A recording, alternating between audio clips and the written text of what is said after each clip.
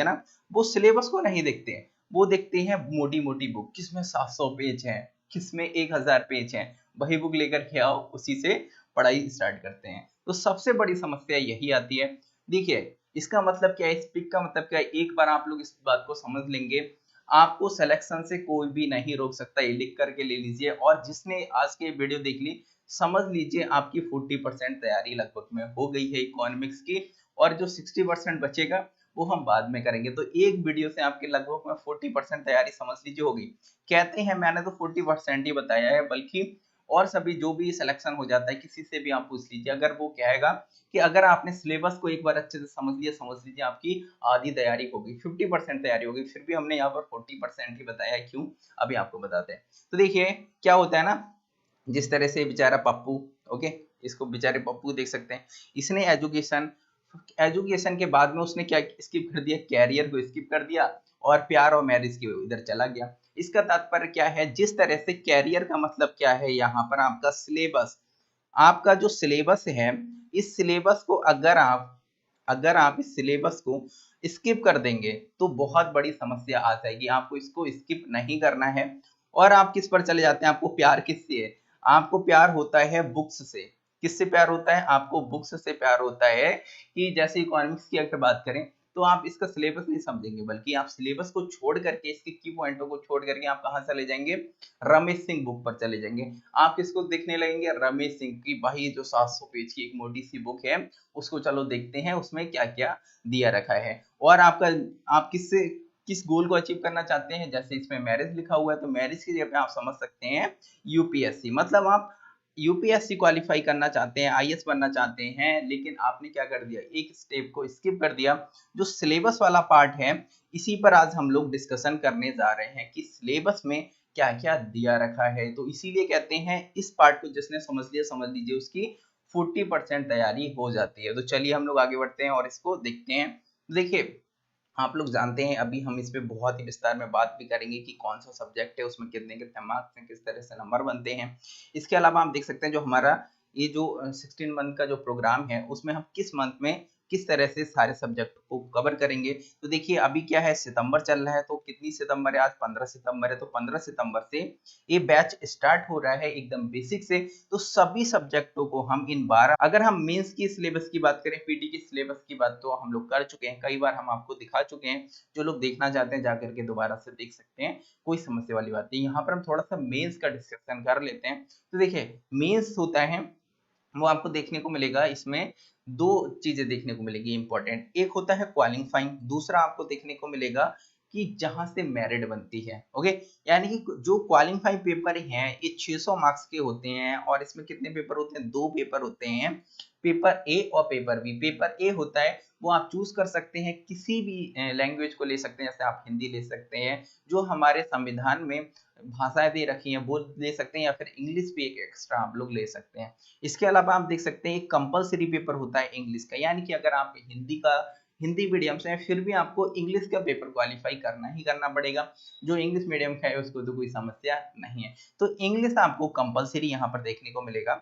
और एक कितने कितने मार्क्स के होते हैं, 300 मार्क्स के होते हैं। तो टोटल कितना हो गया, दोनों को मिलाकर के 600 मार्क्स हो जाते हैं, और इसमें सिर्फ आपको क्या करना पड़ेगा, क्वालिफाई करना पड़ेगा, इसकी मेरिट नहीं जुड़ती है। तो ध्यान रखना इसकी मेरिट नहीं जुड़ती है, यानी कि जब ये दोनों पेपर क्वालिफाई हो जाते हैं, दोनों पेपर आप पास कर लेंगे, तो सिर्फ पास करने होते हैं। जैसे ही पास कर लेंगे फिर आपके मेंस की जो कॉपियां होती हैं वो चेक की जाती हैं इन वाली की, जिसकी मेरिट बनती है। यानी कि जो नीचे के आपको पेपर दिख रहे हैं, paper first, paper second, paper third, paper fourth, paper fifth, paper six, paper seven, इन 7 पेपरों की क्या होती है, मेरिट जुड़ती है। और इसी मेरिट के आधार पर आपको इंटरव्यू के लिए कॉल आती है, और फिर इंटरव्यू के लिए जब कॉल आती है, फिर उसमें जितने मार्क्स मिलते हैं, फिर होलिस्टिक वे में पूरी एक मेरिट बना करके आपका सिलेक्शन हो जाता है। तो देखिए जो पहला पेपर आपको मेंस का देखने को मिलेगा वो होता है ऐसे, यानी कि निबंध का होता है। किसका होता है, निबंध का होता है। जो दूसरा पेपर होता है जिसे हम जीएस पेपर फर्स्ट के नाम से भी जानते हैं, जीएस का मतलब होता है जर्नल स्टडी। जीएस का मतलब क्या होता है, जर्नल स्टडी। तो journal study paper first, general study paper second, general study paper third, general study paper fourth. यानी कि जीएस के कितने पेपर होते हैं, 4 पेपर आपको देखने को मिलेंगे। तो GS first paper, GS second paper, GS third paper, GS fourth paper. अब आखिर ये जो पेपर 6, पेपर 7 है, ये किस चीज का होता है? तो ये ऑप्शनल का होता है भाई। किसका होता है? ऑप्शनल का होता है, यानी कि जो भी आप ऑप्शनल सब्जेक्ट लेना चाहते हैं वो ले सकते हैं। ओके, तो जो भी आप ऑप्शनल सब्जेक्ट लेना चाहते हैं वो ले सकते हैं। 2 पेपर आपके ऑप्शनल के होंगे, 250 मार्क्स के। ये सारे कितने मार्क्स के होते हैं? 250 मार्क्स के होते हैं। ये आपको ध्यान रखना है। ये कितने का है? 300 मार्क्स का है, लेकिन ये कितने के हैं? 250 मार्क्स के सब होते हैं। ओवरऑल 1750 मार्क्स ये बन जाते हैं। ओके, तो आप देख सकते हैं जीएस पेपर फर्स्ट में क्या क्या पूछता है। तो आप लोग देख सकते हैं कि इसमें हिस्ट्री पूछा जाता है, आर्ट एंड कल्चर पूछा जाता है, ज्योग्राफी पूछा जाता है, और आप देख सकते हैं यहाँ पर ज्योग्राफी बर्ड और इंडिया दोनों की पूछी जाती है। ये आपको ध्यान रखना है। हिस्ट्री भी बर्ड एंड इंडिया दोनों की पूछी जाती है, लेकिन आप पीटी के पेपर में देखेंगे वहां पर बर्ड हिस्ट्री नहीं पूछा जाता है। ये आपको ध्यान रखना है। बर्ड हिस्ट्री वहां पर, यानी कि जो विश्व का इतिहास है वो पीटी में नहीं पूछा जाता है। सिर्फ इंडिया का जो इतिहास है, भारतीय इतिहास है, वही सिर्फ पीटी में पूछा जाता है। इसके अलावा आप देख सकते हैं सोसाइटी, यानी कि समाज, इस जीएस फर्स्ट पेपर में देखने को मिलेंगे। अगर हम जीएस सेकंड पेपर की बात करें तो इसमें गवर्नेंस आता है, कॉन्स्टिट्यूशन आता है, पॉलिटी आता है, सोशल जस्टिस आता है, इंटरनेशनल रिलेशन आता है, टेक्नोलॉजी, जो ये सारे आते हैं। फिर GS paper third, GS paper third होता है एक करंट ओरिएंटेड, आपको ज्यादा देखने को मिलेगा। इसमें करंट से रिलेटेड ज्यादा आते हैं, तो जैसे कि टेक्नोलॉजी करंट से रिलेटेड बहुत ज्यादा देखने को मिलेगा। इकोनॉमिक डेवलपमेंट, मतलब इसमें इकोनॉमिक्स इसी के अंतर्गत हम लोग पढ़ेंगे, जो हम लोग इस महीने में कवर कर लेंगे। ओके, इसके अलावा आप देख सकते हैं बायोडाइवर्सिटी के बारे में, इन्वायरमेंट के बारे में, सिक्योरिटी एंड डिजास्टर मैनेजमेंट। देखिए सिक्योरिटी एंड डिजास्टर मैनेजमेंट इसी में है, क्योंकि हम डिजास्टर मैनेजमेंट और सिक्योरिटी है, ये कैसे हम प्राप्त कर सकते हैं? जब हमारे पास अच्छी टेक्नोलॉजी होगी, हम अपने देश का विकास कर पाएंगे, इकोनॉमिक डेवलपमेंट कर पाएंगे, तभी तो हम सिक्योरिटी, डिजास्टर मैनेजमेंट, इस तरह की चीजें हैं वो कर पाएंगे ना। तो देखिए बहुत ही सिस्टमेटिक तरीके से ये सारी चीजें दी रखी हैं। इसके अलावा आप देख सकते हैं जीएस पेपर फोर्थ, इसको भी हम लोग कवर करेंगे। इसमें एथिक्स, नीति शास्त्र के बारे में आपको देखने को मिलेगा। एथिक्स, इंटीग्रिटी एंड एप्टीट्यूड, इसको हम बहुत अच्छे से कवर करेंगे। और अकेले एथिक्स से ये 250 मार्क्स का है, तो इसको हल्के में नहीं लेना है। हम लगभग में 1 से 1.5 महीने में पूरा का पूरे एथिक्स से बहुत अच्छे से कवर करेंगे। एक एक शब्द है उसका आपका कवर कराएंगे। अभी हम लोग क्या कवर करने जा रहे हैं? अभी हम लोग कवर करने जा रहे हैं इकोनॉमिक्स, यानी कि जो सितंबर है, 15 सितंबर, मतलब आज से क्या स्टार्ट हो रहा है? इकोनॉमिक्स स्टार्ट हो रहा है। और इकोनॉमिक्स कहाँ पर है? इकोनॉमिक्स आपको पीटी में भी देखने को मिलेगा, इसके अलावा मेंस में भी देखने को मिलेगा। मेंस में कौन सा paper? GS third paper. GS third paper में आपको इकोनॉमिक्स देखने को मिलेगा। तो जीएस थर्ड पेपर है, हम इसी में जो इकोनॉमिक्स टॉपिक है इसी को देखते हैं। चलिए इकोनॉमिक्स में क्या क्या दिया रखा है तो देखिए, अगर ये देखिए अभी हमने मार्क्स की बात करी थी, वो इस तरह से आपको देखने को मिलेगा। इंटरव्यू कितने का होता है? इंटरव्यू 275 मार्क्स का होता है। तो टोटल मार्क्स कितने हो जाते हैं? 2025 मार्क्स हो जाते हैं। और यहाँ से क्या बनती है? जो फाइनल मेरिट होती है वो 2025 मार्क्स से ही बनती है। 2025 मार्क्स है, इसी से फाइनल मेरिट बनती है, आपको ध्यान रखना है। देखिए क्वालिफाइंग पेपर है, और ये दोनों क्या है? ए पेपर ए और पेपर बी क्या है? क्वालिफाइंग आपको देखने को मिलेंगे। ये पास कर लिए तो नीचे के पेपर है चेक होंगे। ये चेक होने के बाद इंटरव्यू के लिए कॉल आएगी। अब इंटरव्यू के लिए कॉल आएगी तो इंटरव्यू और जो ऊपर मार्क्स मिले उन दोनों को जोड़ करके एक फाइनल मेरिट बनाई जाएगी। फिर आपका क्या हो जाएगा? सिलेक्शन हो जाएगा। इस सिलेबस को डिजाइन किया है। तो हम पहले क्या देखेंगे? हम इस महीने में देखने जा रहे हैं इकोनॉमिक्स। तो इकोनॉमिक्स के बाद हम लोग क्या देखेंगे? नवंबर मंथ में हम देखेंगे पॉलिटी को देखेंगे। दिसंबर में हम देखेंगे गवर्नेंस, और गवर्नेंस लगभग में 15 दिन चलने वाला है। फिर उसके बाद हम फिजिकल ज्योग्राफी स्टार्ट कर देंगे। लगभग में हाफ मंथ के बाद में फिजिकल ज्योग्राफी हमारे स्टार्ट हो जाएगा। फिर जनवरी मंथ में हम Indian geography and art and culture को कवर करेंगे। इसी तरह आप देख सकते हैं फरवरी में एनवायरमेंट एंड वर्ल्ड हिस्ट्री को कवर करेंगे। वर्ल्ड हिस्ट्री में ज्यादा नहीं, वर्ल्ड हिस्ट्री की लगभग में आपको 11 से 12 क्लासेस मिलने वाली हैं, ज्यादा वर्ल्ड हिस्ट्री पे क्लासेस नहीं चलेंगी। इसके अलावा आप देख सकते हैं मार्च की बात करें तो मार्च में हम इंडियन हिस्ट्री में हम ancient history, medieval history, modern history तीनों को कवर करेंगे पूरे महीने में। और आर्ट एंड कल्चर को हम अगले महीने में कवर करेंगे, अप्रैल में आर्ट एंड कल्चर को कवर करेंगे। और art and culture, society and social justice. देखिए जब हम हिस्ट्री को पढ़ेंगे और हिस्ट्री को पढ़ लेंगे और साथ में ज्योग्राफी को पढ़ लेंगे, तब आपको सोसाइटी ऑटोमेटिकली कवर हो जाएगी। सोसाइटी में हम क्या करेंगे? आपका रिवीजन करा देंगे पूरा सोसाइटी में कि किस तरह से आपने क्या पढ़ लिया है। समाज को पढ़ लिया, मतलब हिस्ट्री देख ली, पूरा बैकग्राउंड देख लिया, ज्योग्राफी देख ली कि कैसा कैसे कहाँ पर किस तरह की कंडीशन है, तो आप सोसाइटी को अपने आप समझ जाएंगे। और सोशल जस्टिस की बात करेंगे तो सोशल जस्टिस में ज्यादा बड़ा टॉपिक देखने को नहीं मिलेगा कि सोशल जस्टिस, सामाजिक न्याय की बात की जाती है तो सामाजिक न्याय हम कैसे दे सकते हैं। मई में हम साइंस टेक और स्पेस और डिफेंस को कवर करेंगे। जून में हम लोग कवर करेंगे ethics, integrity and international relation और ऑर्गेनाइजेशन है, इनको कवर करेंगे। देखिए जो इंटरनेशनल ऑर्गेनाइजेशन समिट है ये हम लोग यहाँ पर हमने लिख दिया है जून में, लेकिन यहाँ पर ये कवर नहीं करेंगे। ये तो अभी जब हम करंट अफेयर पढ़ाएंगे तभी आपके जो इंटरनेशनल ऑर्गेनाइजेशन हो गए, समिट हो गए, ये सब बहुत अच्छे से कवर करा देंगे। और देखिए जून में ही आपका पेपर होगा, जून में आपका पेपर होगा पीटी का, पीटी 2022 का पेपर होगा। और देखिए 2022 तक हम क्या कर देंगे, आपका सारा का सारा सिलेबस कवर करा देंगे। एथिक्स है, एथिक्स नहीं पूछता है। आप कहेंगे जून में सर एथिक्स चलेगा, और एथिक्स तो पूछता ही नहीं है पीटी में, तो आपको जितना भी पीटी का सिलेबस होगा उस पर इतना पढ़ा देंगे कि आपका पीटी बिल्कुल भी नहीं रुकने वाला। तो बहुत ही सिस्टमेटिक तरीके से ये यहाँ पर डिजाइन किया गया है। और जो लोग 2023 में देना चाहते हैं तो उनके लिए बहुत और ज्यादा फायदा होगा। और अगर आप लोगों की डिमांड होगी तो लास्ट के लगभग में 30 दिन में, जब करंट अफेयर तो हमारा लगभग में पूरा हो चुका होगा, फिर आपके 3 महीने के लिए क्रैश कोर्स भी लॉन्च कर देंगे अगर आप लोगों की डिमांड होगी। फरवरी में हम लोग क्रैश कोर्स लॉन्च करेंगे अगर आप लोग चाहते हैं तो। और इसके बाद में फिर देखिए जो 3 महीने हैं, जैसे कि जुलाई हो गया, अगस्त हो गया, सितंबर हो गया।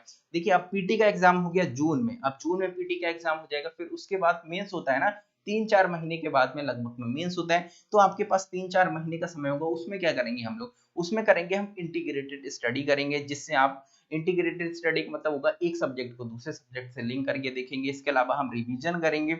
रिवीजन किसके थ्रू करेंगे, हम करंट अफेयर के थ्रू रिवीजन करेंगे, एमसीक्यूज के थ्रू रिवीजन करेंगे, मैपिंग टास्क है उसके थ्रू हम लोग रिवीजन करेंगे, मैप के थ्रू सब कुछ रिवाइज करने की कोशिश करेंगे। इसके अलावा हम देखेंगे आंसर राइटिंग, आंसर राइटिंग और साथ में जो ऐसे प्रैक्टिस है ये भी आपकी कराएंगे इस टाइम पीरियड में, क्योंकि इसके बाद क्या होना है, मेंस का होना है ना, तो मेंस में ऐसे पूछेगा।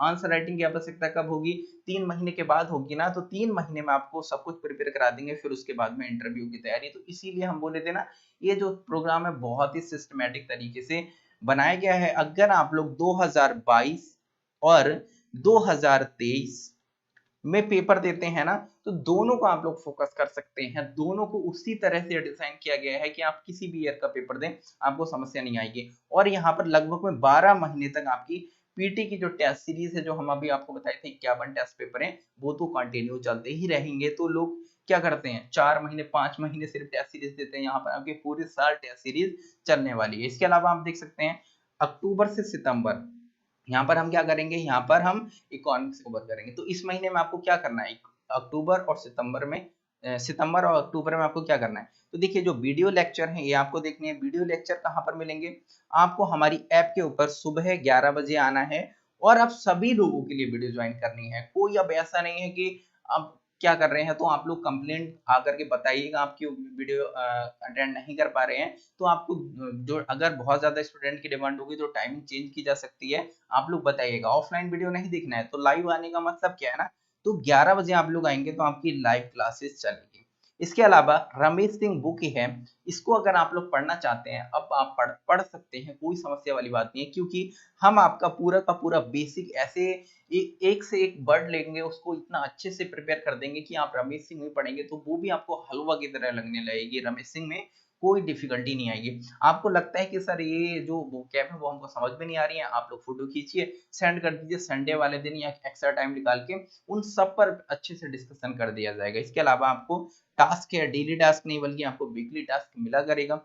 इसके अलावा आंसर राइटिंग, यानी कि आपको लगभग में वीक में 4 क्वेश्चन दिए जाएंगे लिखने के लिए, जैसे जो टॉपिक पढ़ाया करेंगे उसी में क्वेश्चन लिखा दिया करेंगे कि इसके ऊपर आपको लिखना है, जो भी इंपॉर्टेंट होगा वो लिखा दिया जाएगा। इसके अलावा आप देख सकते हैं कि रिवीजन, जैसे पहले रिवीजन चलता था अभी भी आपका रिवीजन चलता रहेगा। और करंट अफेयर है ये भी अब आपका स्टार्ट हो जाएगा। देखिए मूल विधि की 4 से 5 दिन में मूल विधि खत्म हो जाएगी, फिर आपकी शाम को 5 बजे ही क्लास, शाम को 5 बजे क्लास है वो करंट अफेयर पर अब चला करेगी। किस पर चला करेगी, करंट अफेयर पर क्लास चला करेगी। लगभग में 30 से 45 मिनट तक की क्लास हुआ करेगी, और इसमें हम पूरा करंट अफेयर बहुत अच्छे से कवर कर लेंगे। देखिए अगर हम सिलेबस की बात करें मेंस में, जो इकोनॉमिक्स के सिलेबस की केवल हम बात कर रहे हैं, किसकी, इकोनॉमिक्स, सॉरी इन्वायरमेंट यहाँ पर है, ये है इकोनॉमिक्स, ओके। केवल हम यहाँ पर बात कर रहे हैं इकोनॉमिक्स। तो इकोनॉमिक्स की सिलेबस की बात कर रहे हैं अभी। जैसे जो भी सब्जेक्ट हम पढ़ा करेंगे फिर हम पूरे उसके सिलेबस के बारे में डिस्कशन किया करेंगे। एक दिन में पूरा सिलेबस आपको नहीं समझा सकते, बहुत बड़ा सिलेबस है। तो देखिए आज आपको समझ में आएगा कि सिलेबस है कितना ब्रॉड सिलेबस है। तो चलिए अंडरलाइन करना प्रारंभ कर दीजिए। आपके पास सिलेबस है तो अंडरलाइन करिए, अगर आप लोगों के पास सिलेबस नहीं है तो अंडरलाइन आपको नहीं करना है, अभी चुपचाप आपको सुन लेना है और जाकर के जेरॉक्स निकाल लाना है। जो आपको पीडीएफ दी जाएगी उसको जाइए पीडीएफ निकाल लाइए। तो देखिए अगर हम बात करें यहाँ पर, देखिए पहला पॉइंट क्या दिया है, अब ध्यान से एकदम सुनिए। आंख कान नाक सब कुछ खुला होना चाहिए, कुछ भी बंद नहीं होना चाहिए। बस बंद जो होना चाहिए वो आपका मुंह बंद होना चाहिए, आपको किसी से बतियाना नहीं है। पूरा फोकस यहाँ पर रखिए, क्योंकि 40% समझ लीजिए आज हम आपसे बोले हैं 40% आपकी तैयारी हो जाएगी। अगर जिसने भी इस वीडियो को अच्छे से देख लिया तो इकोनॉमिक्स का समझ लो 40% आज क्लियर हो गया आपका। तो चलिए अगर हम बात करें इंडियन इकोनॉमी की, तो Indian economy and issue relating. देखिए इशू रिलेटिंग का मतलब क्या, आप देखिए यहाँ पर हिंदी में नहीं लिखा है लेकिन हम हिंदी में आपको एक एक शब्द का मतलब बताएंगे। इंडियन इकोनॉमी का मतलब क्या हुआ, भारतीय अर्थव्यवस्था और उससे संबंधित जो भी मुद्दे हैं, इशू रिलेटेड किससे संबंधित, प्लानिंग मतलब नियोजन, जैसे हमारे भारत में किस तरह से प्लानिंग चली, मोबिलाइजेशन ऑफ रिसोर्स यानी कि रिसोर्सों को कैसे इकट्ठा किया जाए, उससे संबंधित जो इशू है उनको हम देखेंगे। ग्रोथ, ग्रोथ का मतलब होता है समृद्धि। ओके, अब देखिए बहुत मोटा चल रहा है इसलिए छोटा तो हम नहीं लिख पाएंगे। ये तो आप लोग देख सकते हैं कि हम बोल दिया करेंगे, आप लोग लिख लीजिए वरना बहुत पॉच पॉच हो जाएगा।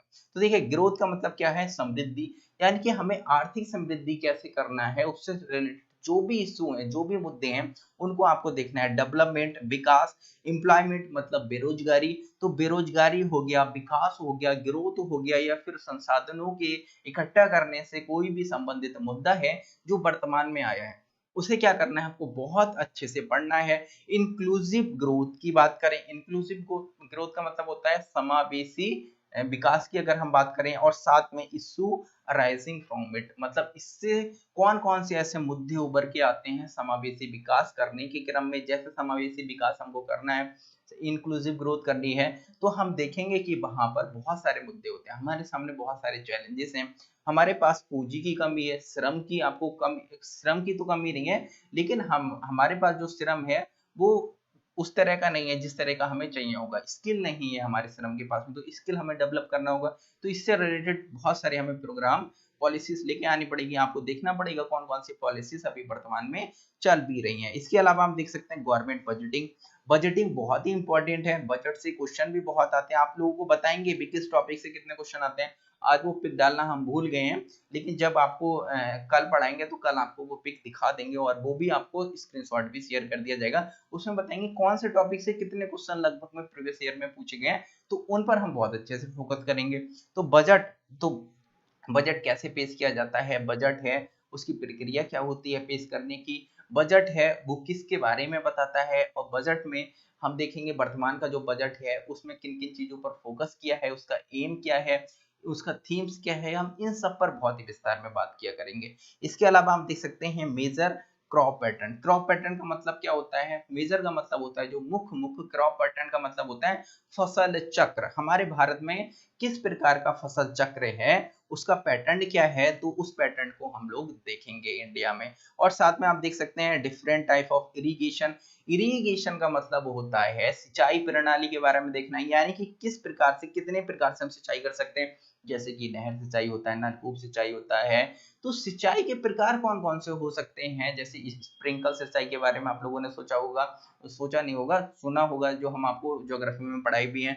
तो इरिगेशन के प्रकारों के बारे में आपको पढ़ना है, और इरिगेशन सिस्टम स्टोरेज के बारे में, यानी कि इरिगेशन स्टोरेज से संबंधित कोई भी प्रणाली को लागू किया गया है। जैसे कि आप देख सकते हैं कि हम चेक डैम बना सकते हैं, हम क्या कर सकते हैं स्थानीय स्तर पर तालाबों की खुदाई करा सकते हैं। तो इससे संबंधित कोई योजना चल रही है क्या, गवर्नमेंट चला रही है क्या, या फिर बड़े बड़े बांध बना रही है, किस तरह की वो व्यवस्था कर रही है। तो हम इरिगेशन जो सिस्टम है उसकी स्टोरेज की बात करेंगे। ट्रांसपोर्ट और मार्केटिंग ऑफ एग्रीकल्चर प्रोडक्ट्स, हम देखेंगे ट्रांसपोर्ट मतलब परिवहन, किससे संबंधित, कृषि से संबंधित किसी इस तरह का प्रबंध। जैसे आप लोग अभी देखेंगे वर्तमान में कि एक किसान रेल प्रारंभ की गई है। तो किसान रेल जो प्रारंभ की गई है, आप लोग देख सकते हैं कि वो किससे संबंधित है, ट्रांसपोर्ट से तो संबंधित है।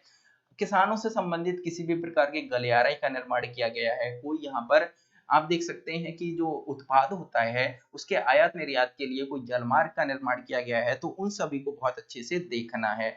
और कोई भी ऐसे जो मार्केट प्रोडक्ट, एग्रीकल्चर के जो प्रोडक्ट्स होते हैं उनके लिए मार्केट में क्या स्ट्रेटजी को लाया गया है और उससे संबंधित मुद्दे, मुद्दे क्या है, करंट का मतलब है, तो उनसे संबंधित जो भी मुद्दे होंगे वो आपको देखना है। और साथ में इससे संबंधित जो एग्रीकल्चर है उससे संबंधित आपको देखने को मिलेगा ई टेक्नोलॉजी। ई टेक्नोलॉजी का मतलब क्या है, ई प्रौद्योगिकी, यानी कि जैसे कि नीचे आपको दिख नहीं रहा होगा क्योंकि स्क्रॉल चल रहा है, थोड़ा सा ऊपर कर देते हैं, अब आपको दिख रहा होगा। देखिए यहाँ पर आप देख सकते हैं ई टेक्नोलॉजी। अगर हम ई टेक्नोलॉजी की बात करें तो ई टेक्नोलॉजी जैसे कोई प्लेटफॉर्म खोला गया है क्या किसानों के लिए, किसी प्रकार की ऐप लॉन्च की गई है क्या, तो ई टेक्नोलॉजी आपको देखना है कि किसानों के लिए ई टेक्नोलॉजी कौन कौन सी लाई जा रही है, कौन सा पोर्टल बनाया जा रहा है, कौन सा वेबसाइट बनाया जा रहा है, कौन सा ऐप बनाया जा रहा है, तो ये सब देखना है जिनका उद्देश्य क्या हो, एड ऑफ फार्मर्स। ऐसी टेक्नोलॉजी, ऐसी ई टेक्नोलॉजी को देखना है जिनका उद्देश्य फार्मर के लिए किया जाए। ऐसा नहीं कि टिकटॉक डांस के लिए बनाया जा रहा है, उसको नहीं, किसके लिए, फार्मर्स के विकास के लिए अगर इस प्रकार की किसी भी प्रकार की प्रौद्योगिकी को लाया जा रहा है उसको आपको देखना है। इसके अलावा आप देख सकते हैं issue related to direct and indirect farm subsidies के बारे में। सब्सिडीज का मतलब क्या होता है, सहायकी। कौन सी सहायकी, जो चाहे डायरेक्ट दी जाती हो और इनडायरेक्ट दी जाती हो। इससे उभरते हुए जो मुद्दे हैं, जैसे कि सहायकी है, सब्सिडी है, कुछ में खत्म की जा रही है, तो कुछ लोग कहते हैं सहायकी को खत्म करना चाहिए, कुछ को नहीं खत्म करना चाहिए। तो आपका इसमें आपका क्या व्यू होगा, सब्सिडी को हमें खत्म करना चाहिए एग्रीकल्चर में या नहीं करना चाहिए, इन सभी चीज को देखना है। आप देख सकते हैं मिनिमम सपोर्ट प्राइस, ये मिनिमम सपोर्ट प्राइस है, बहुत ही इंपॉर्टेंट हो जाता है। फार्मर बिल आया है, फार्मर बिल में आपने सुना होगा एमएसपी को लेकर के बहुत ही विरोध हो रहा है, तो एमएसपी क्या है, आपके सिलेबस में है, तो यानी कि इंपॉर्टेंट हो जाता है। इस बार नहीं पूछा जाएगा तो अगली बार निश्चित तौर पे पूछा जाएगा। तो एमएसपी, मिनिमम सपोर्ट प्राइस, न्यूनतम समर्थन मूल्य इसको हिंदी में बोलते हैं, ये आपको देखना है। पब्लिक डिस्ट्रीब्यूशन सिस्टम, जिसको पीडीएस सिस्टम बोलते हैं। पीडीएस सिस्टम में क्या होता है, आप लोग गांव में जाते हैं ना, वो राशन कार्ड लेकर के फिर उसमें गेहूं चावल आटा सब कुछ मिलता है, तो उसी को बोलते हैं पब्लिक डिस्ट्रीब्यूशन सिस्टम।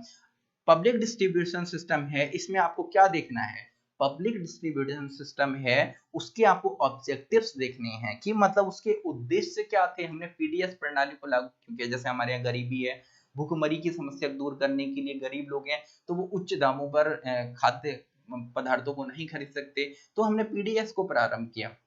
इसके अलावा हम देख सकते हैं फंक्शनिंग, उसकी कार्यप्रणाली क्या है, उसकी लिमिटेशन, सीमाएं कहां तक है, उनकी सीमाओं के बारे में हम बात करेंगे। और साथ में हम देखेंगे कि उसमें किस तरह की बाधाएं उत्पन्न होती हैं, वो भी हम लोग देखेंगे, और उसमें क्या किस तरह सुधार किए जाने चाहिए वो भी आप लोगों को देखने हैं। हम देखेंगे जो इशू हैं रिलेटेड किससे हैं, buffer stock and food security. Buffer stock का मतलब क्या होता है, बफर स्टॉक का मतलब होता है कि हम जो अनाज होता है ना उसको कहाँ, गवर्नमेंट होती है खरीद करके स्टोर कर लेती है, खरीद करके गवर्नमेंट होती है स्टोर कर लेती है, और इसी स्टोर किए हुए अनाज को ही पीडीएस के रूप में, ओके, पब्लिक डिस्ट्रीब्यूशन सिस्टम के रूप में लोगों को वितरित करती है। इसके अलावा अकाल के समय अगर जरूरत होती है अनाज की तो यहाँ से ही लिया जाता है। तो आप देखेंगे कि बफर स्टॉक और food security, buffer stock food security का किस तरह से रिलेशन, ये देख, ये समझो। बफर स्टॉक में हमने क्या किया, खाद्यान्न वाली चीजें हैं उनको स्टोर किया, अब सूखा की समस्या आ गई तो फूड सिक्योरिटी मतलब अब खाद्य संकट उत्पन्न हो जाएगा ना। अगर गवर्नमेंट के पास अगर गवर्नमेंट के पास बफर स्टॉक होगा तो जो आपातकालीन परिस्थितियों में अनाज है उसकी पूर्ति करा पाएगा ना। जैसे कोरोना काल में, बेस्ट एग्जांपल आप लोग देख सकते हैं, कोरोना काल में अनाज की कमी पड़ गई थी तो सभी स्टेट गवर्नमेंट और केंद्र सरकार ने जो गरीब लोग थे, जो बेरोजगार हो चुके थे, उनको अनाज था उसको मुहैया कराया था ना। जिनके पास भूमि नहीं थी तो आप लोगों ने देखा था ना कि उन्हें अनाज ज्यादा मिलने लगा, कुछ स्टेट गवर्नमेंट देती थी, कुछ सेंट्रल गवर्नमेंट भी देती थी। तो आप देख सकते हैं कि हमने किसको प्राप्त कर लिया, फूड सिक्योरिटी को प्राप्त कर लिया बफर स्टॉक की वजह से, वरना संकट काल में हम क्या हो जाते, खाद्य संकट की स्थिति में उत्पन्न हो जाते। तो इससे उत्पन्न जो मुद्दे हैं उनको आपको देखना है। टेक्नोलॉजी मिशन को देखना है। टेक्नोलॉजी मिशन का मतलब है कि जो प्रौद्योगिकी के लिए हमने विभिन्न प्रकार के मिशनों को लॉन्च किया है, तो उनको आपको देखना है। और साथ में इकोनॉमिक ऑफ एनिमल रेयरिंग के बारे में, जो एनिमल रेयरिंग का मतलब होता है जो पशु से संबंधित इकोनॉमी है भाई, उसको भी देखना है। जैसे पशुपालन हो गया, मुर्गी पालन हो गया, मछली पालन हो गया, मत्स्य पालन हो गया, इससे समझ, क्योंकि ये भी बहुत बड़ा एक इनकम है हमारे जो गरीब लोग हैं उनकी इनकम को बढ़ाने का। अगर हम इन चीजों में अगर निवेश करते हैं तो हमारे पास क्या है, एक लिमिटेशन है, जनसंख्या अधिक होने के कारण हमारे पास जोत क्षेत्र कम है। तो जोत क्षेत्र कम है लेकिन हमारे पास क्या है, गरीबी को दूर करना है, तो किसानों की इनकम को, आय को बढ़ाना होगा। अगर हम उनकी आय को बढ़ाना चाहते हैं तो हमें कृषि के अलावा अन्य ऐसे क्षेत्रों को देखना होगा जहां से हम कृषकों की इनकम को बढ़ा सके। तो वो एक क्या हो सकता है, एनिमल रेयरिंग हो सकता है, जिसके माध्यम से हम दूध उत्पादन कर सकते हैं, मत्स्य उत्पादन कर सकते हैं, भेड़ पालन, बकरी पालन, ऊन का पालन कर सकते हैं, सभी के माध्यम से हम लोग देख सकते हैं। तो उन सभी बिंदुओं पर आपको बात करना है। इसके अलावा आप देख सकते हैं फूड प्रोसेसिंग। फूड प्रोसेसिंग का मतलब होता है जो खाद्य पदार्थों का प्रसंस्करण किया जाता है, जैसे आलू से चिप्स बना देना, टमाटर से टमाटर सॉस बना देना।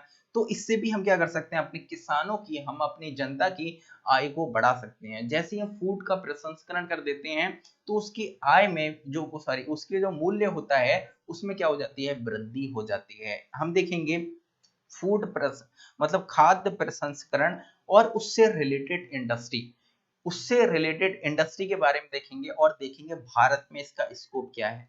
आप देखेंगे भारत में फूड प्रोसेसिंग इंडस्ट्री का बहुत बड़ा स्कोप है, मतलब बहुत नहीं, बहुत बड़ा स्कोप है। हम आलू की जगह, आलू से निर्मित जो प्रोडक्ट्स हैं, जो आलू से निर्मित प्रोडक्ट्स हैं, तो उनको हम क्यों ना बेचें। तो इससे क्या होगा, आय में वृद्धि हो जाएगी ना। तो ये बहुत बड़ी संभावना है। जैसे जहां पर आलू का उत्पादन होता है वहां पर हम जो लेस है, चिप्स है, उनका उत्पादन करने लगे। तो इस तरह की, जहां पर टमाटर का उत्पादन होता है वहां पर हम केचप बनाने लगे, जहां पर मिर्च का उत्पादन होता है वहां पर हम जोलो चिप्स बनाने लगे। जोलो चिप्स आज कितना फेमस हो गया, आप लोगों ने देखा ना कि वो जोलो चिप्स, मतलब एक ही चिप्स उसके अंदर होता है और उसकी कीमत देखिए कितनी होती है, 450-500 रुपए उसकी कीमत होती है जोलो चिप्स की। तो इस तरह से ओके, यानी एक आलू कम से कम 50-60 हजार रुपए का बन गया, एक आलू आपको देखने को मिलेगा। इसके अलावा आप देख सकते हैं स्कोप के बारे में तो हम देखेंगे, लेकिन सिग्निफिकेंट मतलब जो ये लोकेशन है, फूड प्रोसेसिंग इंडस्ट्री है, इसमें हम देखेंगे इंडिया में स्कोप क्या है, इसके सिग्निफिकेंट्स क्या है, लोकेशन कहाँ कहाँ पर है। जैसे आप लोग देखेंगे कि अगर हम बात करें, जैसे आपको समझाते हैं इसके बारे में, लोकेशन के बारे में, इसका मतलब क्या है। जैसे ये भारत आपको देखने को मिलेगा, ये भारत आपको देखने को मिलेगा। जैसे कि आप देखेंगे पंजाब वाला क्षेत्र है, यहाँ पर किसकी उत्पादन होता है, धान का उत्पादन और गेहूं का उत्पादन ज्यादा होता है। तो आप देखेंगे धान और गेहूं का उत्पादन होता है, इधर किसका उत्पादन होता है, गन्ने का उत्पादन होता है, और यहाँ पर गेहूं का भी उत्पादन होता है। तो आप देखेंगे इस गेहूं एक रॉ मटेरियल के रूप में काम करेगा ना, और गन्ना, चीनी इससे मिलेगा ना, और हम गेहूं से हम क्या बनाएंगे, आटा बनाएंगे, चीनी से, गन्ने से क्या बनाएंगे, चीनी बनाएंगे, और एक किसका निर्माण कर देंगे, बिस्किट का निर्माण कर देंगे। तो यहाँ पर हम किसके इंडस्ट्री का विकास कर सकते हैं, हम यहाँ पर आराम से जिस इंडस्ट्री का विकास कर सकते हैं वो है बिस्किट इंडस्ट्री। देखिए इधर आपको देखने को मिलेगा हम किसका उत्पादन करते हैं, गुजरात वाले रीजन में, महाराष्ट्र वाले रीजन में कपास का उत्पादन करते हैं। तो कपास का उत्पादन करते हैं, तो हम कपास से संबंधित हम क्या कर सकते हैं, यहाँ पर इंडस्ट्री का विकास कर सकते हैं। भले ही खाद्य प्रसंस्करण में नहीं आता है, लेकिन ये भी एक मैन्युफैक्चरिंग इंडस्ट्री के रूप में आपको देखने को मिलेगा। इसके अलावा जैसे कि आप और जगह जाएंगे तो वहां पर किसी ना किसी चीज का उत्पादन होता होगा ना। जैसे इधर आप देखेंगे, इधर बहुत ज्यादा चाय के बागान होते हैं। किसके बागान होते हैं, चाय के बागान आपको देखने को मिलेंगे। तो यहाँ पर हम क्या बना सकते हैं, चाय के बागान में पत्तियों को बेचने के अलावा हम क्या कर सकते हैं, वहां से चाय ही का निर्माण क्यों ना कर लें। ऊपर आपको देखने को मिलेगा कि यहाँ पर मैंगो मतलब फल वल का निर्माण बहुत होता है, जैसे कि आम। यहाँ पर अगर आम का उत्पादन होता है तो हम यहाँ पर आम के बदले हम क्या करेंगे भैया, जो आपको देखने को मिलेगा कैटरीना कैफ जो वो फ्रूटी बेचती हैं, हम फ्रूटी बना करके बेचेंगे। आम से महंगा क्या होगा, फ्रूटी होगा, उसका जूस बना करके बेचेंगे। तो यही क्या है, हम लोकेशन को निर्धारित करना पड़ेगा जहां पर जिस चीज का उत्पादन होता है। यहाँ पर आप देखेंगे जो पठारी क्षेत्र है ना, जो महाराष्ट्र वाला रीजन है, कर्नाटक तमिलनाडु वाला रीजन है, यहाँ पर मोटे अनाज बहुत होते हैं, मोटे अनाज। और आज मोटे अनाजों का बहुत बड़ा स्कोप आपको देखने को मिलेगा, क्योंकि वो क्या होता है, उसमें फाइबर ज्यादा मात्रा में पाया जाता है। और लोग क्या कर रहे हैं, अब इसकी इधर शिफ्ट कर रहे हैं ज्यादा, क्योंकि मोटापा जैसी समस्या, हार्ट अटैक वाली जैसी समस्याओं को दूर करने के लिए मोटे अनाज होते हैं, उनमें फाइबर प्रचुर मात्रा में पाया जाता है, तो हम डायरेक्ट भुट्टा क्यों बेचे, उससे बना करके पॉपकॉर्न क्यों नहीं बेच सकते। हम मोटे अनाज है वो डायरेक्ट नहीं बेचेंगे, बल्कि हम उसे क्या करेंगे, अच्छे से उसको फूड प्रोसेसिंग करके एक पैकेट में बना करके फिर बेचेंगे ना, तो इससे क्या होगा, हमारा फायदा होगा। तो ये लोकेशन है, ये निर्धारित करना पड़ेगा।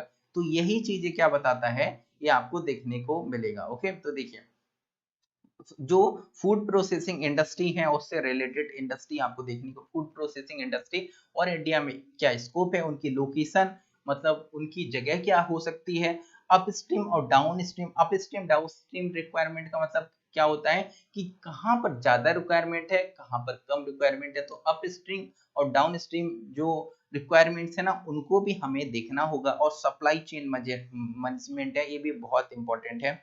ओके, इस जो इसका मतलब होता है कि जो सप्लाई है, आपूर्ति है, उसकी चैन है वो बनी रहे। ऐसा नहीं है चैन ब्रेक हो गई तो वहां पर आपूर्ति कम हो जाएगी, मांग बढ़ने के कारण वहां पर महंगाई उत्पन्न हो जाएगी। तो हमें सप्लाई चेन मैनेजमेंट पे बहुत ध्यान देना होगा। ऐसे नहीं है गेहूं का उत्पादन ही बंद हो गया, सब लोग गन्ना ही का उत्पादन करने लगे, तो फूड चेन मैनेजमेंट है ये क्या हो जाएगा, डिस्टर्ब हो जाएगा ना। तो हमें गेहूं का भी उत्पादन करना है, धान का भी उत्पादन करना है, गन्ने का भी उत्पादन करना है। तो इनको हमें बहुत अच्छे से देखना होगा कि इसके लिए गवर्नमेंट कौन सी पॉलिसीज लेकर के आ रही है, हमें किस तरह से नई नीतियों का निर्माण करना चाहिए। तो इससे रिलेटेड कोई भी मुद्दा उभर के आए, आप लोगों को एकदम खोल करके पी जाना है।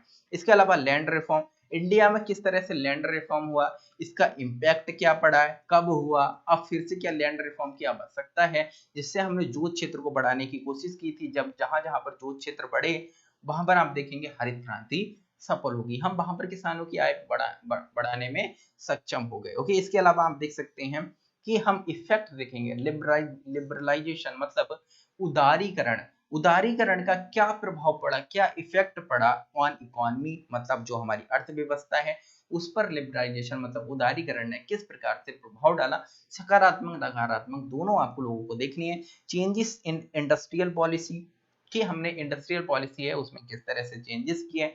और आप देखें, क्योंकि आप देखेंगे लिबरलाइजेशन कब आया, तो आप देखेंगे 1990 के दशक में हम क्या लेके आए, ग्लोबलाइजेशन लेके आए, जिस कारण हमें उदारीकरण की नीति को अपनाना पड़ा। तो यहां से हमने क्या किया, अपने मार्केट को ओपन किया, जो नियम कानून थे उनको बहुत ज्यादा सरल बनाया, विदेशी निवेश को आराम से सुगम बनाया कि विदेशी निवेश आकर के आ सके। तो इंफ्रास्ट्रक्चर मतलब आधारभूत संरचनाएं हैं, इनकी हम बात करेंगे, जैसे कि आपको देखने को मिलेगा एनर्जी, पोर्ट, रोड, एयरपोर्ट। तो इंफ्रास्ट्रक्चर का मतलब होता है आधारभूत संरचनाएं, यानी कि कहीं पर एनर्जी से रिलेटेड किसी भी प्रकार की आधारभूत संरचना का निर्माण हो रहा है। पोर्ट्स मतलब बंदरगाह, रोड मतलब सड़क या एयरपोर्ट, कहीं भी इन चीजों का निर्माण हो रहा है, इनसे संबंधित किसी भी प्रकार की योजना है वो आपको देखना है। ऐसे मैप बनाइए, देखिए यहाँ पर कौन कौन से इंपॉर्टेंट पोर्ट्स हैं, किस पर अभी किस प्रकार की चैलेंजेस चल रहे हैं, कौन सा अभी वर्तमान में न्यूज में रहा है उनको देखिए, कौन सा अभी जो जो परियोजना है वो चल रही है। सागरमाला परियोजना आपको देखने को मिलेगी, भारतमाला परियोजना देखने को मिलेगी, कौन से इंपॉर्टेंट है जो कॉरिडोर है वो अभी निकाले गए हैं, तो उनको सबको बहुत अच्छे से आपको देखना है क्योंकि वो पूछे जा सकते हैं। इसके अलावा आप रेलवे से संबंधित विद्युतीकरण कितना हुआ है, कौन से नई नई अभी परियोजनाएं लाई गई हैं, कौन से वंदे भारत कहाँ तक स्टार्ट हुआ है, तो ये सारी चीजें आपको इस तरह से देखनी होंगी। इन्वेस्टमेंट मॉडल, निवेश मॉडल जिसको बोलते हैं, तो निवेश मॉडल हम लोग देखेंगे कि निवेश मॉडल है वो किस प्रकार का हमारे भारत में है। तो पहले आप देखेंगे हमारे यहाँ निवेश मॉडल दूसरा था, अब 1990 के बाद में निवेश मॉडल हमारे यहाँ बदल गया है। तो हम बहुत ही विस्तार पे इस पे बात करेंगे। तो देखिए ये तो सिलेबस हो गया, अब ये सिलेबस हो गया, अब हम सिलेबस के एक एक पॉइंट पर डिस्कशन करते हैं। किस पर, सिलेबस के एक एक पॉइंट पर डिस्कशन करते हैं। तो देखिए इसमें पहले क्या दिया रखा था, सिर्फ प्लानिंग, एक शब्द दिया रखा था, क्या दिया रखा था, एक शब्द प्लानिंग दिया रखा था। लेकिन आप देखेंगे जो प्लानिंग है ना, इसमें भी आपको बहुत सारी चीजें देखने को मिलेंगी। जैसे कि देखिए नंबर एक आपको देखने को मिलेगा कि हम देखेंगे प्लानिंग का मतलब होता है नियोजन। क्या होता है, नियोजन। हम बोले थे ना कि 40% आज आपकी तैयारी करा देंगे, जिसने ये वीडियो पेशेंस के साथ में देख ली तो देखिए आज एक एक शब्द है उसमें कितने विस्तार से हम बात करने वाले। तो देखिए आपको देखने को मिलेगा मीनिंग ऑफ प्लानिंग, मतलब जो प्लानिंग है उसका तात्पर्य क्या है वो आपके लिए देखना है, नियोजन। उसके अलावा आप देख सकते हैं need of planning in economic development, यानी कि आर्थिक जो विकास है उसमें हमें क्यों आवश्यकता है प्लानिंग की। यानी कि हमें आर्थिक विकास करना है तो एक हमें सिस्टमेटिक रूप से एक वेल प्लान की आवश्यकता होगी ना, तो इसीलिए हम लोग योजना आयोग लेकर के आए थे जब हमारा देश आजाद हुआ था। उसके बाद हमने पंचवर्षीय योजनाओं को लॉन्च किया था, हम आपको पढ़ा चुके हैं उसके बारे में और फिर से भी पढ़ाएंगे बहुत अच्छे से। अभी पंचवर्षीय योजनाओं को एक एक करके हम डिस्कस करेंगे। इसके अलावा हम देख सकते हैं कि जो जो स्ट्रक्चरल प्लानिंग होता है और इंडिकेटिव प्लानिंग होता है और इम्परेटिव प्लानिंग होता है, ये क्या होता है कि हम प्लानिंग को किस तरह से इंडिकेट कर सकते हैं। तो जो